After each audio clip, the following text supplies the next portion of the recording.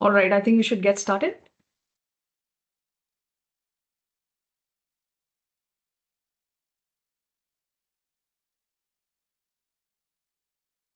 All right. Good afternoon, everyone. A very warm welcome to today's panel discussion brought to you by the HR Association of India. At HRAI, our mission is to create platforms that connect, inspire, and empower professionals through meaningful conversations and shared learning. I'm Neha Jagnani, and it's my privilege to be your host for this conversation. Our theme today is the role of CFOs in driving sustainable business practices. And we'll explore how finance leaders can shape a future that is both responsible and growth driven. Through this conversation, if you have any questions, please feel free to drop them in the chat window and we'll make sure that they reach the panel. Now it's my pleasure to introduce our moderator for this session, Kapil Mantri. Kapil serves as a president and global head group strategy M&A at Naveen Jindal Group. In this capacity, he leads corporate strategy, mergers and acquisitions, and fundraising, among other key responsibilities across sectors. His work spans Asia, Europe, Africa, and South America. Kapil is an MBA from ISB Hyderabad. He's also an alumnus of the Darden School of Business, University of Virginia. Without further ado, I now invite Kapil to take over and lead us through this exciting discussion. Over to you, Kapil. Thank you. Thank you so much, Neha, for the introduction. Good afternoon, everyone. It's a pleasure to welcome you all to this session on a theme that is becoming increasingly core to business strategy. The role of CFOs in driving sustainable business practice. Thank you, HRAI, for hosting this very relevant session and having us all here. For years, CFOs were primarily seen as custodians of numbers, focused on reporting, risk, compliance. But today, the CFOs sit at the intersection of profits and purpose, steering the organization through complex trade-off between short-term result and long-term resilience. Now we moved from counting profits to accounting for purpose. Sustainability has evolved from being a CSR initiative only to a boardroom discussion point, agenda point, and a priority for the investors. And CFOs, finance leaders are at the heart of the shift to ensure that sustainability is not the cost, which used to be the case in municipality, but an investment in future value creation. And more often than not, it's slowly becoming an essential component. Even at our company, our group, Jimmy Group, we see sustainability linked investments now require hard financial discipline and very clear ROI pathways uh, for any investment is being made. In our discussion there today, we'll explore how CFOs are designing financial systems, shaping responsible growth, enabling cross-functional collaborations, and preparing the organizations for a more sustainable future. We have a very esteemed three panelists today, so I'll go ahead with the introduction. First of all, I'll introduce Mr. Amit Agarwal. Uh, Amit is a seasoned industry leader with over 2 decades of experience across BFI sector. He served as CFO and COO in leading MNCs and currently contributes on multiple boards and advisory boards. A chartered accountant, MBA from IIM Bangalore, and CFA chartered holder. Amit is recognized for his deep expertise in governance, strategy, and M&A. Welcome, Amit. It's a pleasure to have you here. Next is Ankush, Mr. Ankush Akad. He is Senior Vice President CFO at Datamatics Global Services with over 20 years of experience spanning strategic finance, FP&A, and business transformation. A chartered accountant and already a rank holder, Ankush is known for driving profitable growth and cost optimization across global IT enterprises like Zensar, Wipro, Genpact, Vedanta. And last but not least, we have Naveen Patada. Naveen is a CFO at Sugar Cosmetics, as commonly known. With over 20 years of experience, he has led strategic finance, treasury, and internal controls in fast-moving consumer industries. A chartered accountant and MBA, Naveen is also a finance transformation specialist and motivational speaker known for his people-centric approach. So, uh, beginning the discussion now, Amit, let's start with you. CFOs are often measured quarter to quarter, right, on performance, while sustainability requires patience, long-term vision. What do you think? How can CFOs reconcile this short-term profitability pressures with long-term sustainability goals, especially when ESG investments may not show immediate returns? What do you? Thanks, Kapil. Thanks for nice introduction and uh, very kind introduction. And thanks, Neha and HRAI, for calling me to the panel. Coming back to the question, many CFOs seemingly today face what I call the quarter to century paradox. Like, um, and first of all, I want to break the myth that ESG initiatives the myth that ESG initiatives are impacting profitability negatively. That is a myth, and why sustainability is crucial in CFO's life. So I was recently, some time back, taking a keynote on how ESG becomes a business imperative rather than just charity. Uh, and I took one example, and I want to repeat that example here. There was a company in 2015 started with some sustainability initiatives, and uh, immediately improved its profit margin within 2 years by about 7% through tax savings and operational efficiencies, multiple operational efficiencies, and I'll talk about some of those.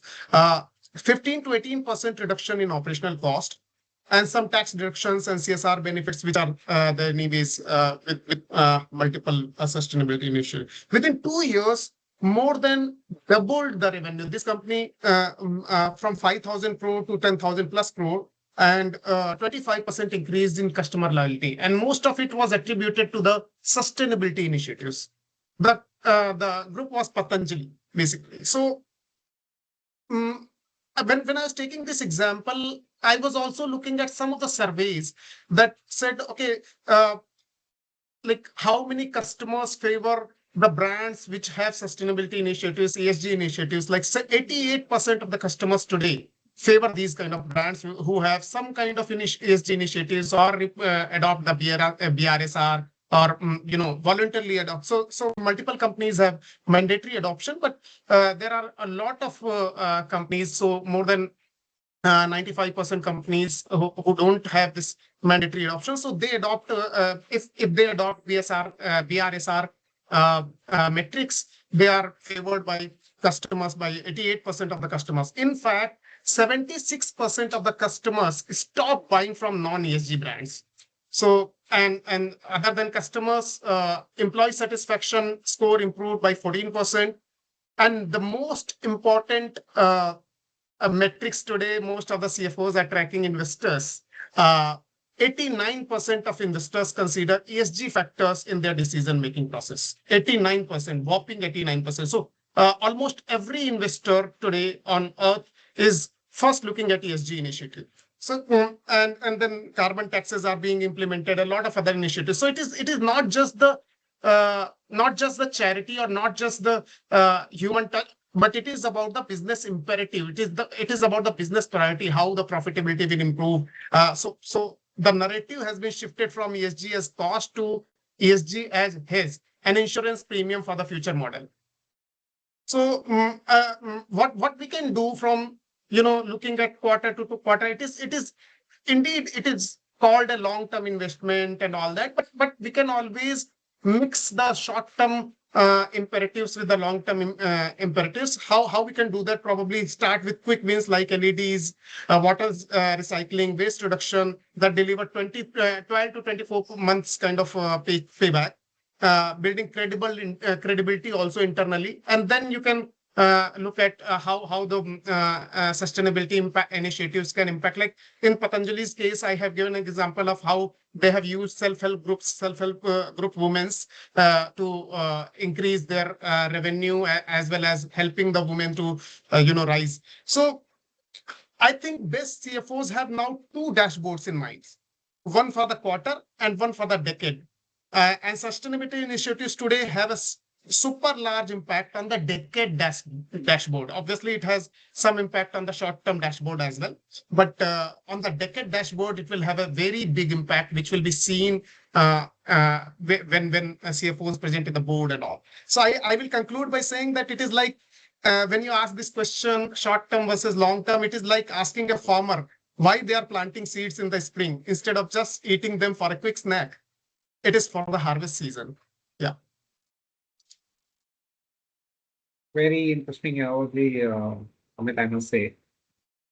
And yeah, especially a lot of interesting data point there that 89% of customers consider ESG as an important factor of decision making. Very eye-opening. Let's move to Ankush now. Ankush, coming from a tech and services background, how do you redesign the financial architecture across planning, investment, and cost structures to make sustainability a built-in value driver rather than an add-on initiative? Thanks, Kapil. And I would say the sustainability has now become so important, specifically the IT organizations, because of the global exposure that we have, specifically Europe, US, and European region. More and more clients are asking in terms of what is the ESG goals that you are having? How are you helping us in terms of achieving the scope 1, 2, and 3, basically, more mainly scope 3 kind of reduction, which is there. And that has become a important element in from a business perspective in terms of how we drive things. And that's where even as a CFO, we have to start looking at in terms of how we bring it in part of the daily life. Actually, it's not really the short term or long term. It's a culture that we are building in terms of whenever we take any decision, how we bring in the ESG perspective into it and not look at in terms of any short term gains. What we have to look at is the longer term benefits that we will be achieving through ESG thing. And that's where whenever we look at in terms of from a strategy perspective, and when we go into the execution, and when we look at in terms of how we drive things at a junior most level, one aspect which always look at is in terms of what is the total cost of ownership. Uh, it's not only in terms of what is the purchase price that we are talking about. It's also in terms of how we are utilizing it, what is my cost of maintaining and running it, and then the cost of disposal. Specifically from a IT perspective, a lot of these IT infrastructure that we build, the disposal is something where you have to ensure in terms of it is as per the rules. It is not being dumped just like that because it becomes a big issue otherwise. And that's something that we need to look at in terms of how we are working in terms of ensuring we reuse, repair things, ensure in terms of the life of the assets is improved, increased, which basically ensure in terms of one from a cost perspective, it definitely helps you because you're not incurring the additional capex. And also in terms of from a sustainability perspective, it helps in terms of environmental damages less to that extent. So waste management, recycling becomes a key element. Another key element from a IT perspective, if you look at, is the facilities and electricity and water. Well, that's another key element which is there, and we ensure in terms of we keep all those things in mind in terms of whenever we are having any new facility, we utilize the more sustainable means to ensure in terms of the electricity usage is less, water usage reuse is more, specifically in the plants and the greenery that we have to maintain. And we look at it as part of the overall planning exercise itself. We bring in terms of what is the ESG goals and how we drive it. That's I think something which is there. We continue to drive it from a long term perspective in terms of what is the long term strategy which is there, and what we want to be as a company. And that's something which we continue to drive. are very simple and powerful concepts there, taking part of your daily lives. And I really like how you captured ESG valuation as part of very well-known, regularly used concept of POC. So, just by capturing the cost of sustainability as a cost, you have a very tool there. Great. Um, Coming to Naveen now, Naveen, ESG reporting is becoming increasingly regulated and standardized, right? So it's part of essential. From your perspective, what role should a CFO be playing in ensuring data accuracy, transparency, and credibility? And when do you see ESG reporting evolving from a compliance activity right now to a genuine driver of investor confidence and corporate value? Thanks, Kapil, for the question and thanks for the introduction. Thanks, HRAI, for this platform. Super happy to be a part of this panel discussion. So, Kapil, if I understand, the question is two parts to it. First is in terms of how do we ensure as a CFO that the reporting on ESG parameters, the data accuracy, transparency, and the credibility of the data is there. And the second part is how can ESG reporting become a value creator in terms of the understanding when it comes to the external stakeholders. So I'll take these two questions and I'll address the first one first, which is on the data accuracy part. Now, the first, and this is very relevant question that how do we make sure that ESG reporting is much more accurate? Because a lot, and as my esteemed co-panelist Amit and Ankush spoke about in terms of how the ESG parameters are becoming an inherent part of the CFO's dashboard. So it becomes far more important that the reporting on these parameters is accurate. So there are three aspects to it, Kapil. The first one is I think we as CFOs needs to embed the ESG reporting akin to a financial reporting. Like all of us as a finance professionals are super expert in financial reporting. Yeah. The moment the P&L numbers or the balance sheet numbers comes to us, we quickly analyze and say whether something is off or something is not in trend, because that's where the expertise resides. Now, we as CFOs have to start shifting that mindset, not just within the teams, but within the larger organization, that ESG reporting parameters are akin to a financial reporting parameters, and hence the accuracy on these parameters cannot be compromised, right? So there are cases like, we have to integrate ESG metrics into the reporting metrics of the organization. So that journey has to be embedded upon that, there are defined ESG metrics, and we have to make sure that those metrics are formally getting added to the overall organizational dashboard so that it gets the importance, and accordingly the sanctity of the data or the reporting is there, which also means that when the reporting is happening for these parameters, there is much more rigor which is getting added to it. So there are more eyes to the reporting parameter than just, making a commentary or just making a reporting of the numbers that, we have done X, Y, Z, Z things on ESG. The second part is, we as finance professionals are also very good in auditing, right? So we know how the auditors would audit the numbers. We know, what are the things which we need to take care when the reportings in terms of the financial numbers are happening. The same mindset we have to embed again on the ESG parameters, that we need to find a mechanism wherein whatever parameters or the metrics which we are reporting, they are all auditable, right? So there has to be an audit traceability on the parameters so that we implement the audit controls. There has to be a data governance framework. Yeah. So on a periodic basis, the parameters or the metrics which are getting reported, there has to be a framework wherein the data governance is there. It is more or less, because we being a finance professionals, we do a lot of SOX compliance reporting, especially for listed organizations, right? So we know, how to build the controls. We know how to build the internal financial controls. And on the same parameters, we also need to start building the controls on the ESG parameter. So that's the first part wherein ESG reporting is very akin to a financial reporting.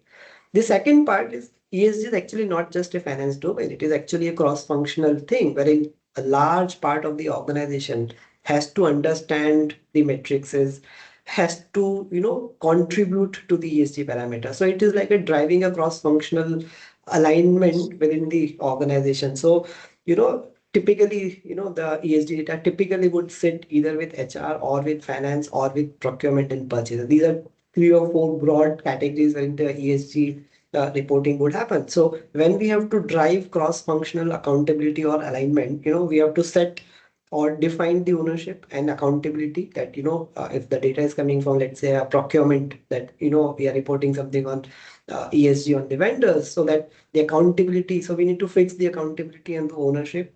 We have to also harmonize the methodology, right? So it cannot happen that multiple functions of the organization are using multiple methodologies to report ESG, or the metrics is on the ESG. So we as CFOs or the leaders of finance function have to harmonize the entire methodology, and we have to also make sure that nowadays a lot of companies do, in their quarterly updates to the investors, or let's say in the annual report, they do comment on the ESG parameters. So we have to make sure that when the commentary is being made, they are actually inconsistent with the financial numbers which are getting reported, or inconsistent with the the finance reporting which is happening. There have been cases, and recently there have been cases wherein when the commentary is being asked by the management of the company, the commentary is very different from what is being reported in the annual report, and that's where it was a kind of embarrassment for the organization that there is no consistency between what the management is commenting vis-a-vis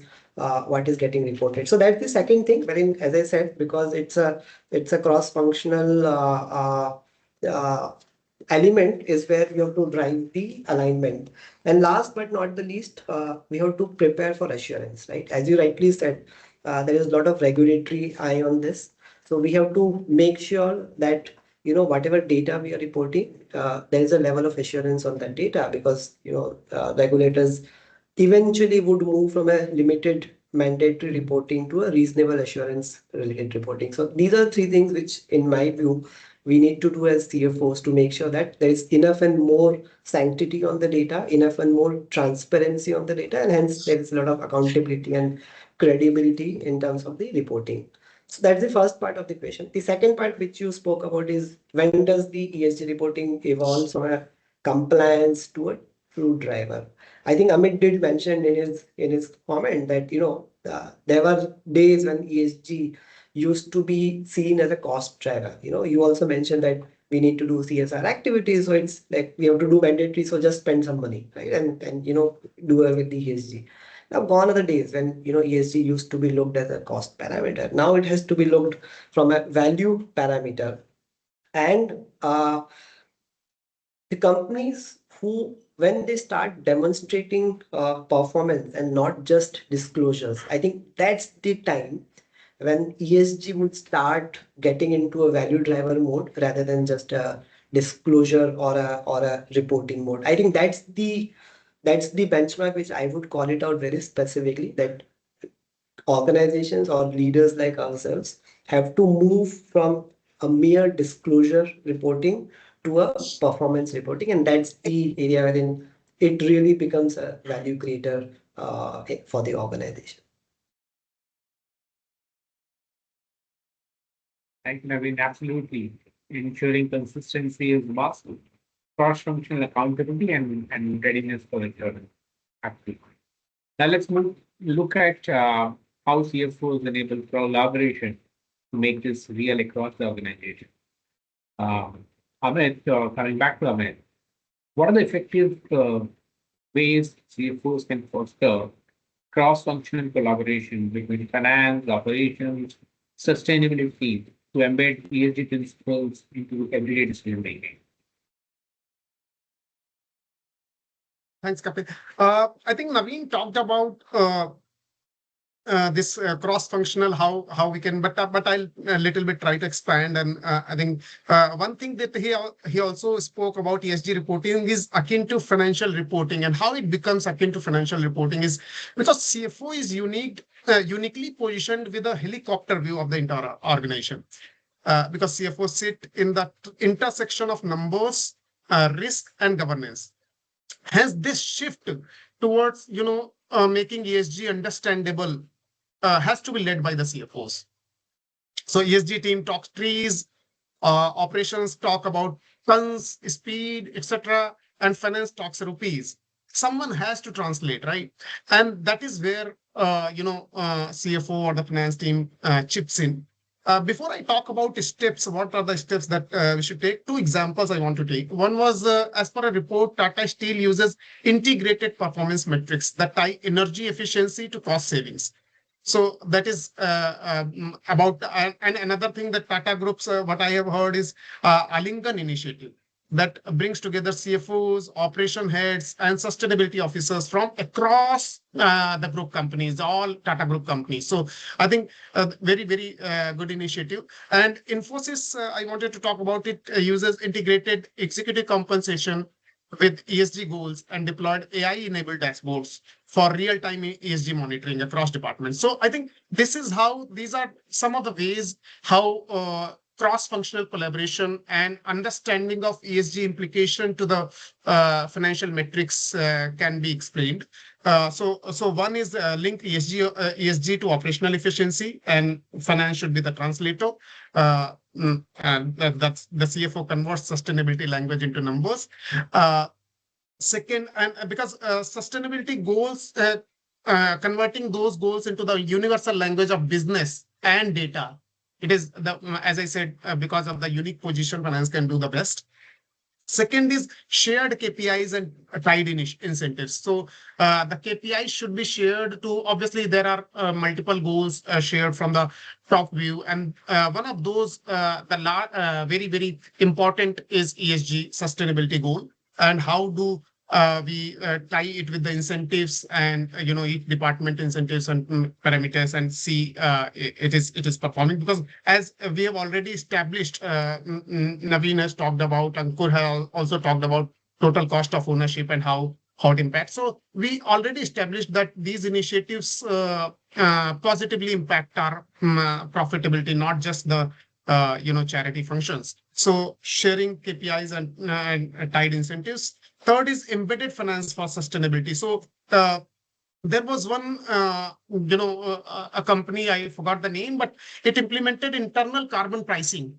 So someone, and everybody has a profit center, right? Everybody has a cost center, profit center, and every department has some balance sheet.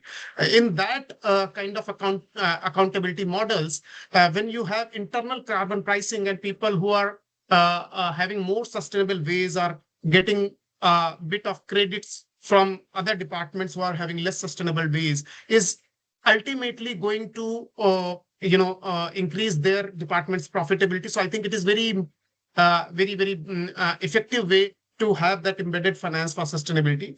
And focus on the three financial returns. One is the revenue by cost saving. So revenue, I have already given an example how it drastically improved because of customers' preferences. It will keep on growing. Cost saving, obviously, because of operational efficiency, waste management, multiple ways to reduce costs. So this metric obviously gets enhanced. Second is risk mitigation, and third is brand value. Brand value, I have talked about how customers do not even 75% plus or 76% customers do not even sometimes stop buying from those companies who are not sustainability efficient. So I think brand value and reputation. So these are the three metrics that CFO should look at and should use to collaborate between the cross-cultural functions. Yeah. Thank you. Thank you, Amit. Really insightful. Um, Now moving to Ankush. Ankush, as CFO, increasingly influence finding even models. How is sustainability shaping pricing framework, deal structure, long-term commercial commitments with global clients, and especially IT and services? I think the pricing strategy is something which is very important for the organization, specifically into. Am I audible? Oh, yes, Yes. please. So, specifically into IT, ITS, the pricing plays a key role in terms of the kind of deals complexity which is there, and it's not only for the short term. You have to look at from a longer term perspective. And as CFOs, we always look at in terms of how do we ensure in terms of we can maximize the revenues. We can have a more optimal cost structure, which basically helps us in terms of improving the profitability. And more importantly, what we keep looking at is in terms of what is the risk, how do we mitigate those risks, and how do we control things. So that plays a key role in terms of for us when we look at pricing strategies as well. Specifically, the what I highlighted already in terms of the global clients who are there, specifically in the US and European region, they continue to ask in terms of what is your carbon footprint, or what is the kind of ESG goals that you are having, what targets, and how where are you till now, what you have achieved, and that becomes a key role for us. And being into ITS or industry, IT plays a key role in terms of actually playing a positive role in the global ESG footprint as well. And I'll tell you in terms of what we do is in terms of how in all the industries that we work, whether it is BFSI, manufacturing, logistics, or any other industries. The key aspect for ITES is in terms of how do we bring more efficiencies, how do we bring more productivity, how we can perform things in a much better manner, which ensures the resource utilization is less. I'll give you an example in terms of we were working with one of the logistics company where their pricing basically happens based on the size and the volume that is there.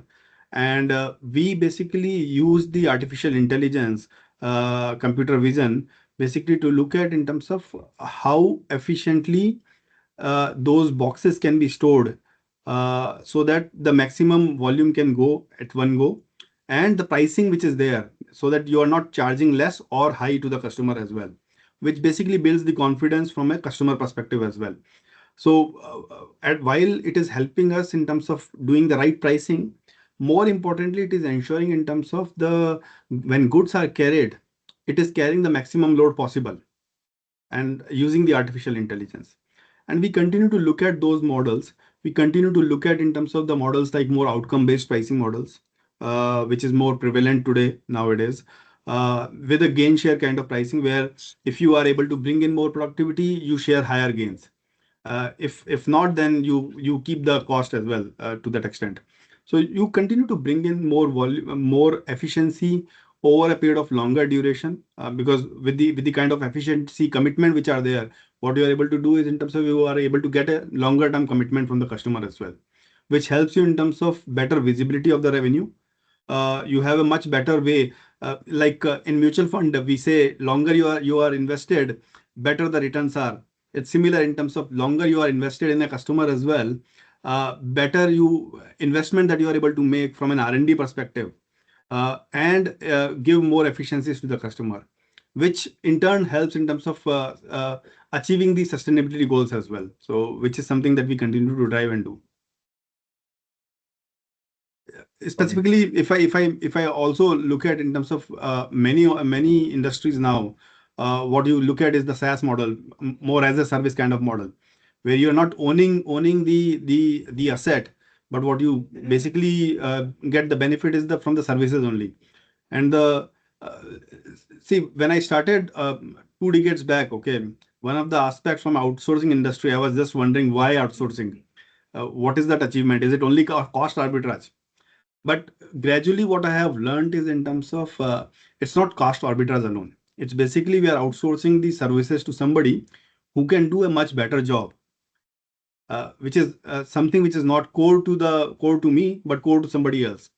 And the simple example is in terms of a driver. Probably a driver can do a much better job than me, and I can utilize the time in some more productive this thing. And that's something which is there as part of the outsourcing. We continue to look at in terms of how we bring in more efficiency, uh, whatever the problems, challenges which are there from a business perspective, how we can solve those problems, challenges, and bring more value to our customers through Thank you. sustainable Thank you. means. It's insightful. Thank you. Naveen, coming back to you, as we look ahead, what new capabilities and mindsets will define the next generation CFOs? One who drive both financial performance and sustainable transformation. And linked with this, again, please don't tell me I've given you two questions like last time, but linked with this is what advice would you give to upcoming finance leaders preparing for this expanded role?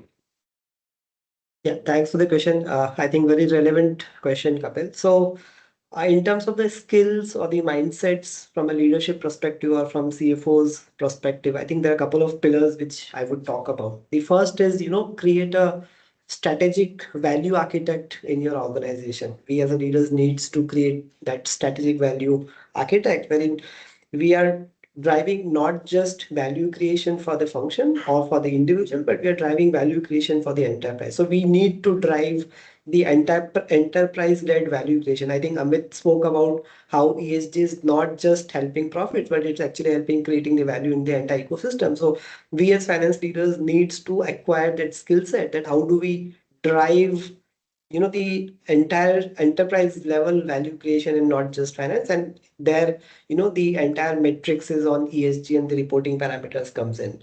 The second, as finance leaders, we also need to create a system wherein we do a dynamic capital allocation across the core digital or the sustainable investment. So more often than not, what we probably miss in the scheme of doing things is where we don't do a correct capital allocation to some of these sustainable initiatives which the organization has taken. And that's where I think the thought process of a leader comes into picture, that whether there's a thought in the mind of the leader that this initiative would actually help me or the organization in a longer run, whether it would create that value to the organization in the longer run. And that's where the entire capital allocation in a dynamic manner becomes important. And that's the skill set which I think we as leaders needs to acquire, because typically or traditionally we have been tuned to do a particular way of working, especially when it comes to finance, right? So when it comes to lending from bank, we know how to deal with it. When it comes to providing capital allocation for various capex related projects, we know how to do it. But then in that scheme of things, we also need to understand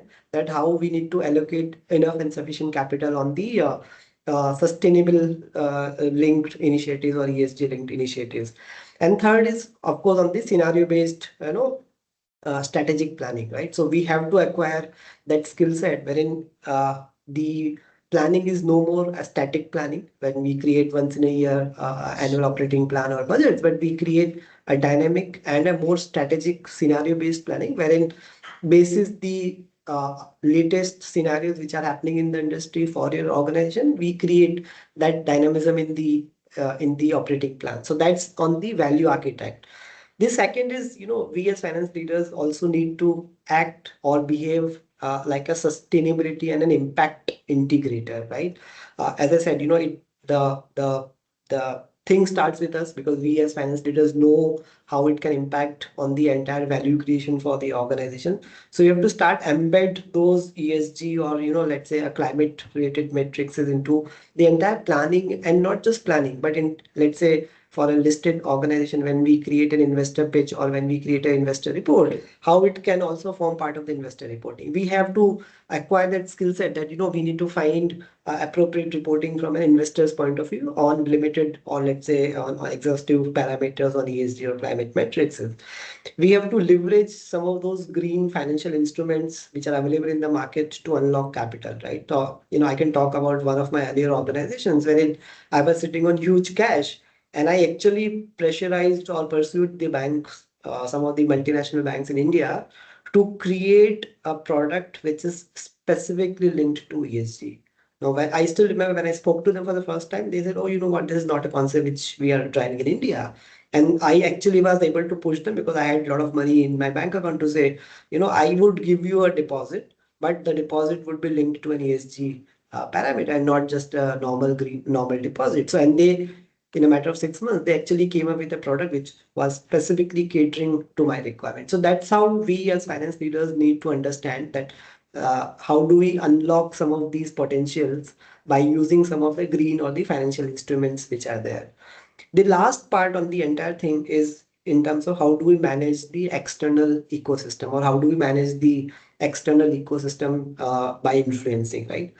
Now, we as finance leaders also needs to be a great storyteller when it comes to numbers, when it comes to quarterly reportings. We create numbers into stories, right? We tell the stories to the investors, and there are compelling stories wherein the investors are bound, or let's say they become very much enthusiastic to be a part of the journey, right? Similar way, we have to embed the sustainable initiatives, or let's say ESG initiatives. we have to acquire the art wherein we convert, complex, uh, let's say, narratives into a compelling investment cases, and that's where you attract a lot of investment. So the art of storytelling, not just by converting the financials into an appropriate story, but also embed the ESG to form part of the overall story, so that you attract investors, you attract investments from those investors, is something which I would recommend. And the last part is on the entire stakeholder diplomacy, as you rightly said, and as Amit and Ankush has also spoken about, that there is a lot of regulations around it. We need to start managing a lot of stakeholders in terms of when it comes to monitoring or reporting on some of these ESG parameters. So we have to start engaging with the regulators, with the suppliers, with the customers, or with the communities on a shared value, right? So again, I quote an example from one of my earlier organizations, wherein when I was designing the ESG linked program, it was not just for my organization, but for the entire ecosystem of the organization, which means that the program was catering to the suppliers, the program was catering to the customers, even the program was catering to the bankers for that matter, right? So there was an entire ecosystem which was, designed, or which was thoughtfully designed to have a shared values with the organization. So net, I would conclude with the saying that we as CFOs needs to move from a CFO to a CCO, Chief Credibility Officer, because that's where, whatever we are reporting, whatever we are telling to the investors are credible. They are backed by data, and they are auditable, so that there's a credibility in what we're saying. And we need to treat those external engagements, because as I said, there are a lot of regulations around it. There are a lot of regulators with whom we have to connect. So rather than, treating external as a reporting obligations, we have to start treating them as a strategic engagements. And that's where this is the art which would help us, embed the entire ESG or climate related metrics into the overall reporting. And that's the advice which I would give it, Kapil, to answer your second question again. Uh, the advice which I'll give it to the young upcoming leaders of finance, that they need to change that mindset from a CFO to the CCO, Chief Credibility Officer. They need to ensure that when we are engaging ourselves with the external world, it's not just a reporting obligation, but it's a strategic uh, collaboration or investment which we are trying to do. And that's where the future would reside in terms of when it comes to ESG related parameters. Very, very interesting. Two key takeaways for me as a CFO as a storyteller and CFO as CCO. Interesting. Let's now talk about measuring outcomes and putting numbers behind purpose. I'll come back to you, Amit. How can organizations build robust measurement systems to quantify the true value of sustainability, true financial impact of sustainable initiatives? Right, not just terms of cost savings, but also risk mitigation, brand value, stakeholder trust, etc. So, thanks, Kapil. I think we should, CFOs can build a measurement system around four pillars that I can think of. One is the cost saving, obvious, pillar, and that's the direct financial impact. Uh, Most of the companies who have adopted this, and I talked about one example where 7-8% reduction. So most of the companies report around 9% overall cost reduction. Uh, so one is that energy, water, waste reduction are just operational uh, ways to save cost, but building an overall business strategy, like Naveen talked about, a strategic value architect, building an overall business strategy is something where, I also took an example of Patanjali using self-help groups in their, multiple production or manufacturing. So that way, a lot of cost reduction, because not only they are so it is more about they are not that costly, and it is helping them as well as your organization in the manufacturing or production process or any process for that matter. So that is cost saving is one pillar. Second is risk mitigation. uh, we always talk about revenue, we always talk about financial impact, and these impacts are always we see as a cost saving, and cost saving has a limit, right?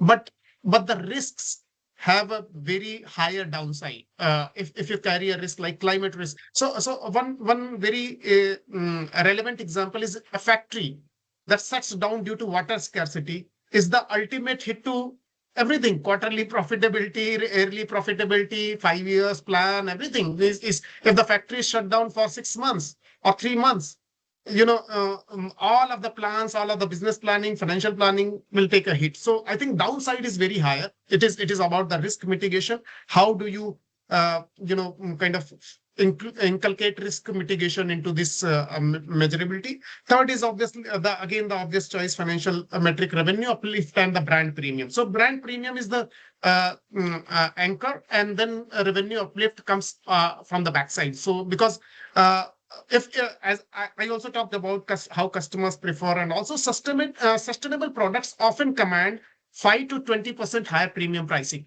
and that is how brand premium comes in. Another example, and I keep love giving examples: Tata Power solar rooftop growth driven by customer trust in sustainability. The brand premium keeps increasing, and then obviously a direct impact on the revenue uplift. And the last but not the least is the intangible to tangible metrics. And I talked about how some of the ways where you can make some committees and all. Intangible to tangible metrics, like one example is talent attraction. Employee satisfaction increases very high, more than 14% improvement in the employee satisfaction as services. Investor or stakeholder confidence increase 89%. I said that is they start having confidence in those companies, and the CFOs know how investors can shake CFOs on multiple things and stakeholders. So I think very very important, if investors start looking at these metrics very crucially, then we have to follow. And regulatory compliances like BRSR, CSR. So Naveen also talked about chief credibility officer. I think these all will culminate into the intangible to tangible metrics. And when I say BRSR, CSR, one example I want to quote here is some time back I was taking a session with finance professionals, and not all CFOs. And I asked how many companies are adopting CSR. Almost everybody raised their hand. And when I asked BRSR, very very few. And what was the reason? When I asked what was the reason, because CSR was mandatory for all every company, where last 3 years this average and all that, but BRSR is not mandatory to everyone. So this is where we need to have our hands on heart and say, first of all, we have already had a long discussion and proven how it has direct financial impact.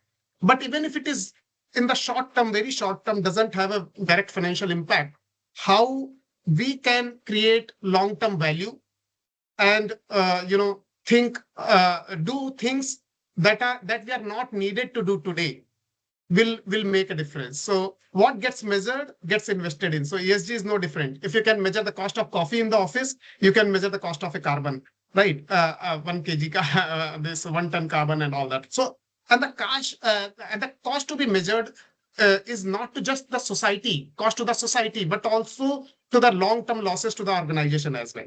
So these are the 4 pillars. I think this is how we can build it. Thank you, Amit. Really insightful. Let's pivot to the IT context again, and we always look to Ankush for that. Ankush, given the people-intensive nature of IT, how can CFOs balance financial imperatives of scaling delivery, optimizing talent models, and maintaining margin discipline, while still steering the enterprise towards responsible and sustainable growth? And I think, thanks, Kapil. And it's being more people-intensive industry. The social part plays a key role. The kind of culture that we build within the organization is of immense importance. As part of and I've been now, it's almost 2 decades that I've been largely into ITS organization that I've been working. What I have seen is, in terms of one big area which is there, is mostly initially when we looked at IT organizations were mainly into few clusters which were there. Mainly, if we talk about Bangalore, comes the first, followed by Hyderabad, Pune, Mumbai, and Delhi.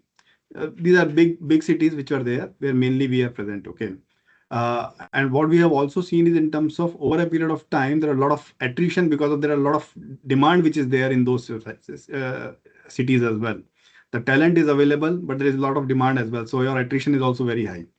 So one of the aspect what we have started looking at is in terms of how do we move into tier 2 and tier 3 cities. And most of the other IT organizations have also done it, whether it is tier 1 companies, Infosys, Wipro, TCS, or the other tier 2, 3 companies as well. So most of them have started scaling operations into tier 2, tier 3 cities. The Datamatics we have, while we continue to have offices in Mumbai, Bangalore, Hyderabad, we have good delivery centers, massive delivery centers in Nasik and Pondicherry. And not only in India, even if we talk about, we have Philippines delivery location as well. While we have good presence in Manila, we have gone to a slightly tier 2 city from a Philippines standpoint in Cebu as well, which basically not only helps us in terms of ensuring that we basically keep the cost in control, but it also ensures in terms of there is a less attrition. We are contributing in terms of a more social perspective in terms of giving opportunities to the people in tier 2 tier 3 cities where they from a cost of living perspective, cost of standard perspective, they continue to go up, improve things. Okay. And the other aspect which is there is in terms of we continue to invest in R&D kind of spend. We continue to look at in terms of how we can improve things, innovate better, which helps the organization from a longer term perspective. So as CFO, we continue to see in terms of how do we create a long-term value. We continue to look at in terms of how we can maximize the revenue, optimize cost, and ensure we, from a governance perspective, the compliances which are there plays a key role. That's big. The biggest element is not the revenue and margin. Okay, it's basically the compliance which keeps us awake. If there is any issues from a compliance perspective, it's a big no-no. The kind of penalties which are there, the kind of repercussions which are there of any non-compliance is huge. If I give an example, and Amit talked about some, and I have worked with Vedanta, Sterlite Copper Tuticorin plant. It was shut sometime, I think in 2017, 2018, due to the pollution levels, the massive protest from the locals, and finally the Tamil Nadu government have decided to shut the plant. And from 2018 till now, it has not opened. There are multiple attempts from the company to reopen it, but no success. That's the kind of implications which are there, and that's where even from an IT perspective as well, we continue to look at in terms of how we can balance things. It's more what we want is in terms of sustainable, profitable growth with definitely the positive cash conversion which is happening. That's definitely important. And for that, we need to continue to look at in terms of we add value to our customers, our stakeholders, be it investors, clients, our employees, the society where we work, and ensure in terms of the kind of cost structures which are there is more healthy, which gives us a competitive advantage in the industry. And that's something it's what Amit and Naveen talked about in terms of credibility officer. It's I think nowadays CFOs are becoming more closer to CEO in terms of helping CEO in the execution of the strategy. Uh, Now CFOs are not looked at only from a pure finance perspective, but the kind of business acumen the CFOs carry, the customer centricity which is there is becoming more and more important. And we need to continue to look at in terms of how we continue to have a holistic perspective of the business. What is happening on a regular basis, the daily dashboards which are there, ensuring in terms of there are early warning systems which helps us in terms of ensuring in terms of we can mitigate any potential risk which are there, and continue to drive basically the sustainability, whether it is profit, revenue, or the society. Great. Thank you, Ankur. We, I think, I have one more question for Naveen. So, just one question this time. And what emerging technologies, analytics, automation, or ESG data management do you believe will play most important, role in helping CFO drive sustainable transformation? Yeah, so Kapil, nowadays everyone talks about AI, and all of us know that AI is now deep into our daily work ways of working, and sooner or later the organizations will have to adopt the AI-based technologies to drive some of these measures. So ESG is no aloof to that. So in my view, AI-driven forecasting and decision intelligence would be the tool to go for. And the tool should also be not just used for the financial reporting or the financial analysis, but it should integrate ESG. It should integrate climate, supply chain, customer data into a unified source of data or a unified model, so that the relevant decisions can be taken, which is more of AI driven. The AI tool which I'm referring to again should be able to simulate not just the financial impact, but also the environmental impact of any operational change which we do. Ankush just mentioned about a case wherein the factory was shut down. Now that was an operational change. So the tool should be able to simulate that what it would have an impact not just on the financial parameters, but also on the environmental parameters.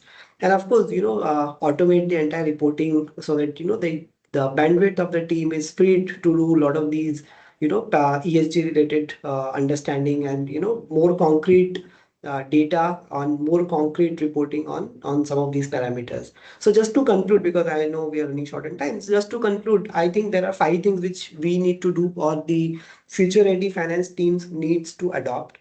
First and foremost is the integrated mindset. As I said, it falls into multiple functions, not just finance. So you have to have an integrated mindset. You have to have a tech fluency across the roles. Tech is a part of life now. It's a reality, whether you accept it or not, but that's the reality. So you have to have fluency of tech across the roles. You need to have agile ways of working. You need to adopt. As I said, no more are the days wherein we can do a static, let's say, an annual operating plan, but we have to be a dynamic annual operating plan so that we can adopt to the latest happenings which are happening in the industry. So you have to have an agile way of working. Of course, you have to have a strong data governance because data is the new oil, right? So you have to have a strong data governance mechanism in your organization. And last but not the least, which is my favorite, that you need to find a way wherein human plus machine can collaborate, right? More often than not, we talk about AI is replacing jobs, AI killing jobs, but I feel the otherwise. The moment you find a balance or you find a right mix wherein the human and machine can collaborate, I think the wonders can happen. So you have to have that mindset.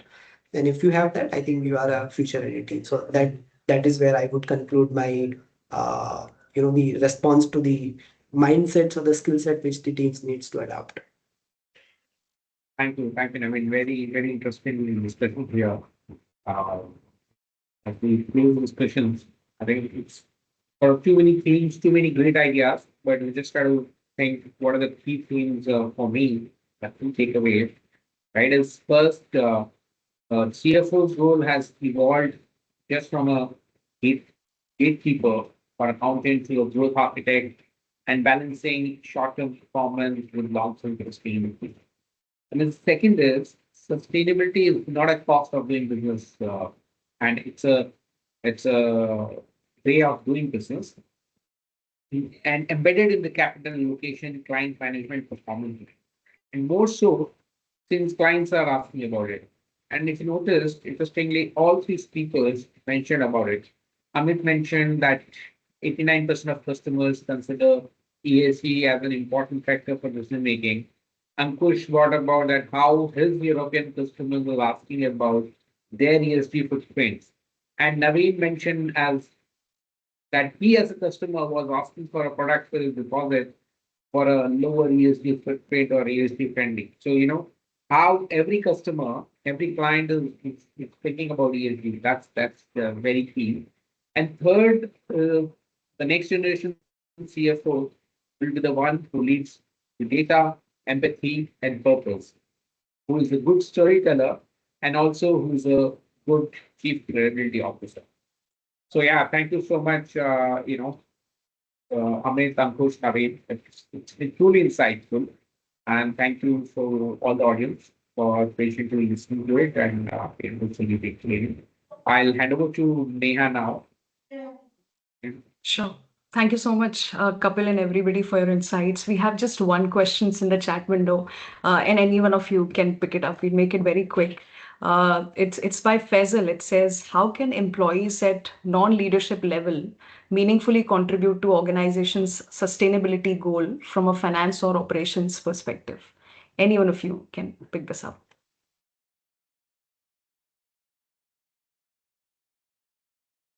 Okay, maybe I can go, Neha, since no one is picking up. So, in my view, as I said, and as I spoke about, it's an organizational value creation and not just a finance-led or a leadership-led. So, for example, I give an example. Let's say if you are a team who's managing your vendors, and let's say you are at a very junior level in the team who is managing the vendors. Now, even from the vendor management perspective, the element of ESG can bring in. So, you have to choose a vendor who is high on ESG parameter. I give an example wherein for my vendor selection, ESG used to have a 50% weightage on my overall selection parameter, right? So when I rate my vendors across the financial parameters, the ESG parameters are also getting added. And that's where, a team who's like handling a vendor management or a procurement for that matter, as a youngest team member can also contribute to the overall ESG initiatives or goals for the organization by choosing the vendor, by choosing the right vendor who's helping us with the right set of ESGs.